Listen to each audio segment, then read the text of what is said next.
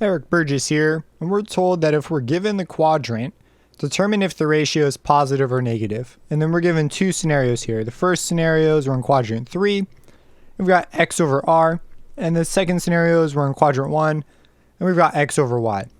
Now, hopefully you were shown this really nifty acronym called all students take calculus. So in the first quadrant, everything's positive. So this one, we don't even have to do anything with this thing here, this ratio.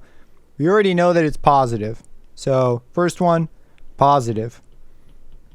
Checks right on out. And if you want, you could sketch an angle where the x and the y are both in quadrant 1. So here's x, here's y, right? So this would put the x, right? We move some positive direction x, some positive direction y. So that's a plus over a plus. Whoops, plus over a plus, which will give us a positive out.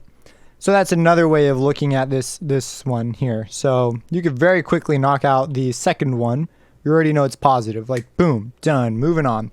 Now for the first one, we are in quadrant 3, and in quadrant 3, only tangent or cotangent is going to be positive because all students take calculus. We got the t in quadrant 3, and so that's how we know that.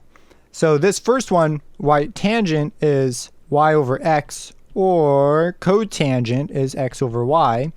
Well, we don't have either of those, so we immediately know that this is going to be negative.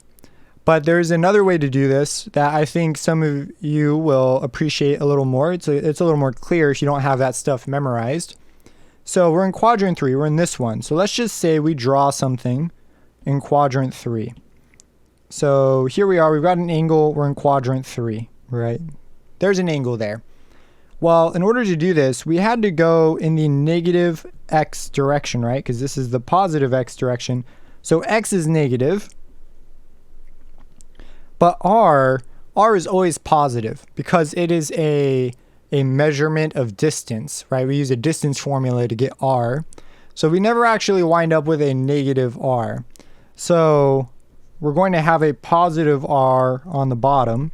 So this is going to give us out a negative because that's a positive under a negative, or a negative over a positive. So we're getting a negative out. That's another way to know that this one has got to be negative. Now, of course, I look at these and I immediately say, well, this is the definition of cosine when measured from an angle around an axis like this, and cosine is negative in the third quadrant.